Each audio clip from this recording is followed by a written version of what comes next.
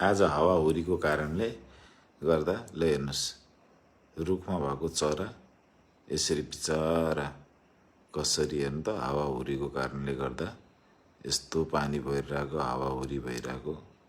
ल हेर्नुहोस् त, यस्तो ठाउँमा आएर बसिरहेको अवस्थामा ल यसको उद्धार गरियो। माया लाग्यो आज त, साँच्चै कति माया लाग्यो।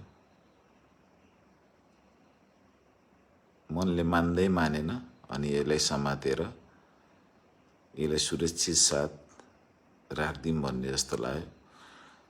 समात्दा भाग्छ कि जस्तो पनि लाग्थ्यो, अनि समातेको।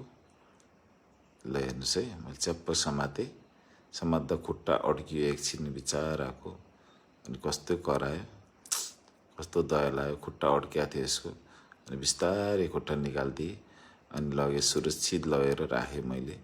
यसपछिको भिडियो हेर्नु होला है।